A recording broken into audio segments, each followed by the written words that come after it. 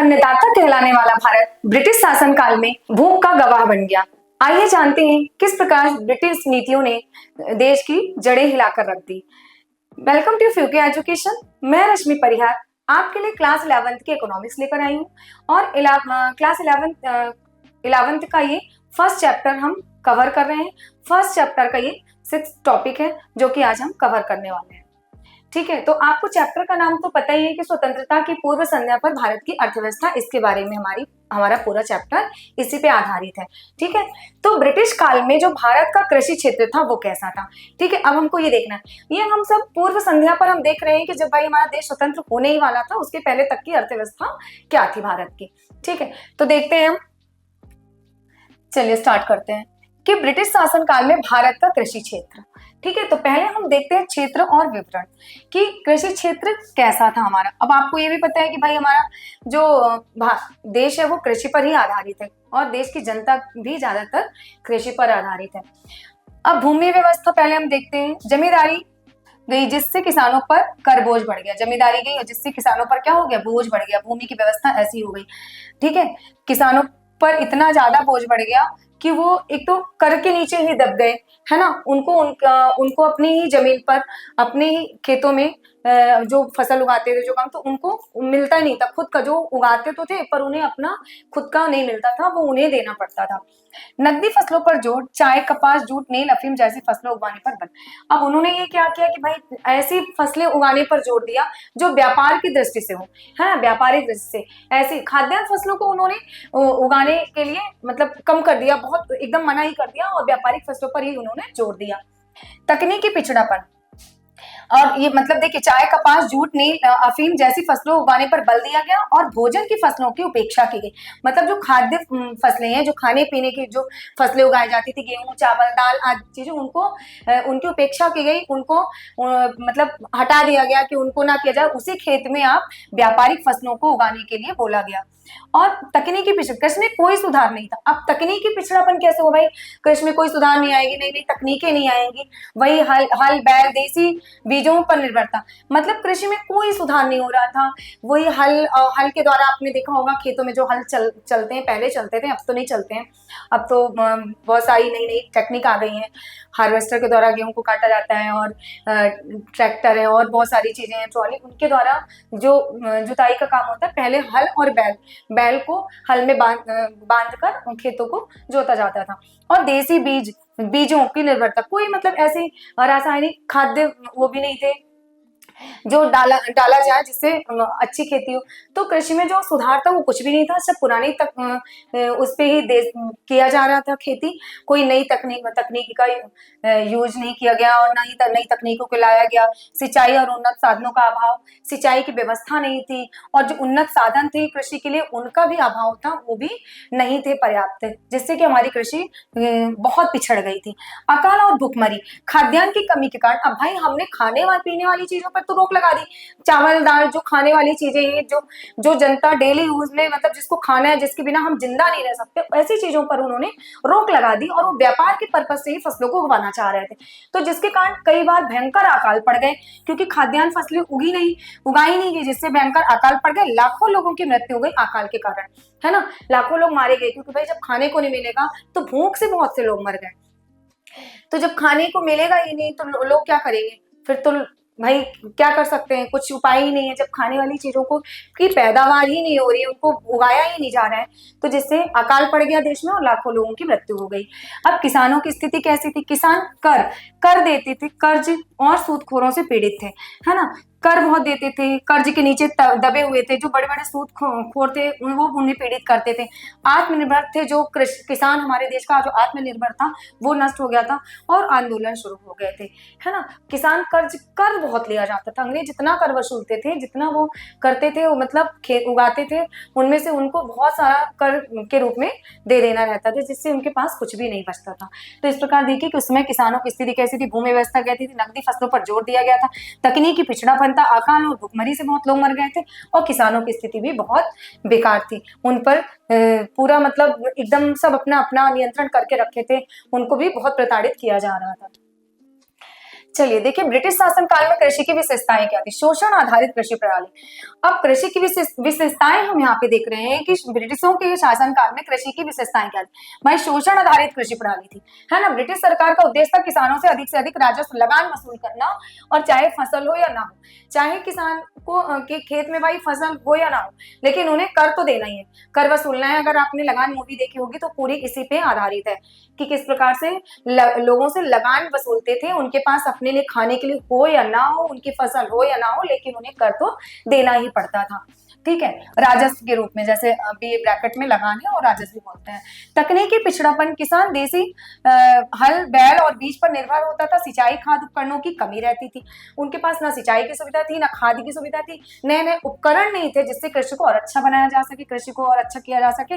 और किसान देसी हल पर ही निर्भर था, बैल और बीज पर निर्भर था, और जितना उससे उसके द्वारा ही, देसी चीजों के द्वारा, हल बैल के द्वारा जितनी वो कृषि कर सकता था उतना ही करता था। बाकी और सब चीजों की कमी थी, सिंचाई नहीं थी, खाद नहीं थी, उपकरण भी नहीं थे, और कोई सरकारी भी सहायता नहीं थी, और उनके लिए कोई सरकार की तरफ से कोई सहायता नहीं दी जाती थी। ठीक है, तो तकनीकी पिछड़ापन हो गया। भुखमरी और अकाल। ठीक है, तो यहाँ पे आपने देखा कि शोषण आधारित कृषि प्रणाली थी, यहाँ पे भुखमरी और अकाल, बार बार अकाल। उड़ीसा में 1866, 1876 से 78 के बीच में, 1899 से 1900 के बीच में लाखों लोग मारे गए थे भुखमरी और अकाल के कारण। जब भाई हमारे देश में खाद्यान्न वाली फसलें उगाई नहीं गई, उन पे रोक लगा दी गई, तो हमारे देश में लाखों लोग बिना खाए भूख के मारे मर गए, या भूख से लोगों की मृत्यु हो गई। ठीक है, अकाल पड़ गया था, सरकार ने कोई राहत नहीं दी, और इसके लिए भी सरकार ने कोई राहत नहीं दी। ठीक है, तो अब आप यहाँ पे देखिए भुखमरी और अकाल, यहाँ पे शोषण आधारित कृषि प्रणाली। नेक्स्ट देखते हैं, किसानों की दयनीय स्थिति। किसानों की जो स्थिति थी वो दिन ब दिन बहुत ही दयनीय होती जा रही थी, नीचे गिरती जा रही थी, क्योंकि किसान कर्ज में डूबा हुआ था, सूदखोरों और जमींदारों के शिकार। और जो बड़े बड़े जमींदार थे, सूदखोर थे, वो भी अपना नियंत्रण और उनको शोषण करते थे किसानों का, और आत्मनिर्भरता खत्म, और उनकी जो आत्मनिर्भरता थी वो खत्म हो चुकी थी, क्योंकि उनका अपने ही खेत, अपने ही कृषि में, अपने ही जो वो फसल उगाते थे उस पर उनका कोई भी अधिकार नहीं होता था। निष्कर्ष, अब ब्रिटिश काल की कृषि ना तो किसानों के हित में थी। ठीक है, जो ब्रिटिश काल में कृषि थी वो ना ही किसानों के हित में थी और ना ही देश के लिए लाभकारी थी। जो अब आपने जब यहाँ से स्टार्टिंग से हम देख रहे हैं कि कृषि की कैसी स्थिति होती जा रही थी, दिन ब दिन उसको कितना बदतर बना दिया जा रहा था, तो इस प्रकार ना तो किसानों के हित में होगा और ना ही पूरे देश के लिए लाभकारी होगा। यह केवल अंग्रेजी हित के साधनों का माध्यम थी। अब ये सिर्फ अंग्रेजों के हित की ही बात थी, और अंग्रेजों का उद्देश्य ही था अपना हित करना, तो ये सिर्फ उनके हित के लिए था, ना तो ये हमारे देश के लिए सही था और ना ही हमारे देश के किसानों के लिए सही था। तो ये सिर्फ अंग्रेजों के हित का था, क्योंकि वो तो ज्यादा से ज्यादा लाभ कमाने के उद्देश्य से हर काम कर रहे थे और अपने देश का विकास करना चाहते थे। तो ये ना हमारे देश के लिए सही था और ना ही किसानों के लिए सही था। अब ब्रिटिशों के आगमन से पूर्व भारत का कृषि। अब देखिए, हमने भी एक जो टॉपिक उठाया था उसमें हमने यही देखा था कि जब ब्रिटिश नहीं आए थे, तो ब्रिटिशर्स नहीं आए थे, तब हमारे देश की जो अर्थव्यवस्था थी वो कैसी थी। लेकिन अभी हमको यहाँ पे इस चीज को भी देखना है फिर से वापस कि ब्रिटिशों के आगमन के पूर्व, जब ब्रिटिश नहीं आए थे, आगमन के पूर्व भारत का कृषि क्षेत्र कैसा था। ठीक है, तो इस पे एक और नजर डाल लेते हैं कि आत्मनिर्भर कृषि व्यवस्था थी। किसान अपनी जरूरत के अनुसार फसलें उगाते थे, अनाज, दालें, फसल, सब्जियां आदि उत्पादन स्थानीय उपयोग के लिए होता था। व्यापारिक दबाव नहीं था, कोई व्यापारिक दबाव नहीं था, कोई व्यापार के उद्देश्य से नहीं था। किसान अपनी मर्जी से फसल उगाता था। जब अंग्रेज नहीं आए थे हमारे देश में, तब उसके पहले की बात हो रही है। अनाज, दाल, सब्जियां, उसे जो उगाना है वो अपने मतलब अपनी मर्जी से उगाता था, और उत्पादन स्थानीय उपयोग के लिए होता था कि उसी स्थान के लिए उपयोग हो। ये नहीं कि भाई हम कोई फसल उगा रहे हैं, इसे बेच रहे हैं और हमें खाने को नहीं मिल रहा है। ठीक है, फसल विविधता बहुत सारी, मतलब विविधता मतलब कि बहुत विभिन्न प्रकार की। भारत में मौसम और मिट्टी के अनुसार विभिन्न क्षेत्रों में विभिन्न फसलें होती हैं। अब ये नहीं कि एक ही तरह की फसल होती है, बहुत सारी फसलें होती हैं हमारे यहाँ। आपने देखा होगा हर क्षेत्र में, हर क्षेत्र का अपना अलग अलग, कहीं चावल बहुत होता है, कहीं गेहूं बहुत होता है, कहीं दाल बहुत होती है ना, कहीं बाजरा, मक्का। तो सबकी कुछ स्पेशलिटी रहती है कि यहाँ की मिट्टी में, ये यहाँ की मिट्टी ऐसे उपजाऊ है तो यहाँ पे चावल ज्यादा होता है, और गेहूं दालें ज्यादा होती है, ज्यादा मिट्टी उपजाऊ है तो, और जहाँ की मिट्टी ज्यादा वो नहीं है तो वहाँ चावल ही होता है ना। तो धान, गेहूं, जौ, बाजरा, दालें, कपास जैसी फसलें खूब उगती थी। फसल की विविधता मतलब कि विभिन्न प्रकार की अलग अलग तरह की फसलें उगाई जाती थी विभिन्न विभिन्न क्षेत्रों में। विभिन्न, भाई कहीं का मौसम किसी फसल के लिए अच्छा है, कहीं का मौसम किसी फसल के लिए। हर फसल के लिए हर जगह का मौसम भी होना चाहिए कि भाई वहाँ भाई बारिश ज्यादा होती है, वहाँ चावल के लिए बारिश पानी की ज्यादा जरूरत होती है, ऐसे इस तरह से। तो हर जगह मौसम और मिट्टी के अनुसार, मिट्टी कहाँ की किस फसल के लिए ज्यादा उपजाऊ है, मौसम कहाँ किस फसल के लिए अच्छा है, इस प्रकार वहाँ पे विभिन्न विभिन्न प्रकार की फसलें अलग अलग जगह पर खूब उगती थी। सामुदायिक खेती और सहयोग किसान, समुदाय का एक दूसरे की मदद, भाई सामुदायिक खेती मतलब सब मिलजुल कर काम करते थे, सहयोग किसान एक दूसरे का सहयोग करते थे, समुदाय एक दूसरे की मदद करते थे। जमीनें अक्सर परिवार या गांव की साझा होती थी, भाई बहुत सारे परिवारों की जमीन इकट्ठे होती थी, गांव की भी इकट्ठे होती थी, साझा में रहती थी। साझा मतलब एक साथ, जब आप किसी दो भाई साझा मतलब इकट्ठे रहना या फिर इकट्ठे करना, दो परिवार हैं उनकी एक में जमीन है, साझा है ना, इस तरह। कर प्रणाली का संतुलन, मुगल काल व पूर्ववर्ती राजाओं के समय कर प्रणाली सरल और नियमित थी। जब मुगलों का शासन था राजाओं का, तो इस समय कर प्रणाली कैसी थी, सरल थी, इतनी कठिन नहीं थी और इतना कर नहीं देना पड़ता था। किसानों पर अत्यधिक कर नहीं होता था, किसानों पर अत्यधिक कर नहीं होता था, उनसे ज्यादा कर वसूला नहीं जाता था। कृषि पर आधारित ग्रामीण अर्थव्यवस्था, कृषि ही ग्रामीण जीवन की रीढ़ थी। अब आपको मैंने जैसे बताया कि भाई कृषि जो है वो हमारे देश का मेन है। अगर हमारे मतलब कहते हैं कि जो हमारा देश है वो कृषि पर ही सबसे ज्यादा आधारित है, सबसे ज्यादा उसी पे डिपेंड है। तो कृषि ही ग्रामीण जीवन का रीढ़ थी। और गांव के लोगों का तो जीवन ही कृषि है, जैसे कि उनके लिए तो सब कुछ कृषि है, क्योंकि वो कृषि के द्वारा ही अपना जीवन यापन करते हैं, उसी से मतलब उसको फसलें उगाकर खाते भी हैं और बेचते भी हैं, उनसे उनका जीवन चलता है। कृषि से जुड़े कारीगर जैसे हल बनाने वाले, बुनकर, लोहार आदि का भी जीवन बहुत जुड़ा।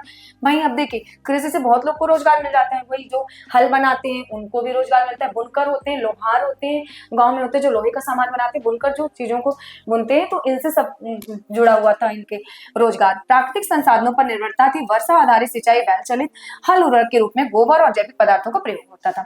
प्राकृतिक संसाधनों पर भी निर्भर थे कि प्राकृतिक संसाधन जो होते हैं जो प्रकृति के द्वारा दिए गए हैं, वर्षा पर आधारित सिंचाई होती थी, बैल होते थे, और उर्वरक मतलब बहुत से खाद्य पदार्थ ऐसे डाले जाते थे, तो गोबर और जैविक पदार्थों का प्रयोग करके खेती को बहुत अच्छा किया जाता था। ब्रिटिशों के आगमन से पहले भारत की कृषि प्रणाली संतुलित भी थी, पर्यावरण हितैषी थी, मतलब पर्यावरण से संबंधित थी, पर्यावरण को ध्यान में रखकर होती थी, और आत्मनिर्भर थी। सब जो किसान थे वो आत्मनिर्भर थे। यह ग्रामीण समाज को जीविका और सम्मान दोनों प्रदान करती थी। जो हमारे देश की कृषि है वो गांव के लोगों को जीविका भी देती थी और सम्मान भी देती थी, दोनों चीजें प्रदान करती थी अंग्रेजों के ना आने के पहले। तो ये थी आज की हमारी क्लास। आज की क्लास यहीं पे एंड होती है। खेती को कमाई नहीं, कर वसूली का जरिया बना दिया गया। हमें इतिहास से सीखकर भविष्य की बुनियाद को मजबूत करना है। तो अगर आज का ये वीडियो आपको अच्छा लगा हो तो वीडियो को लाइक, शेयर एंड सब्सक्राइब करना ना भूलें। बने रहिए फ्यूके एजुकेशन के साथ। मिलते हैं नेक्स्ट क्लास में। Thank you.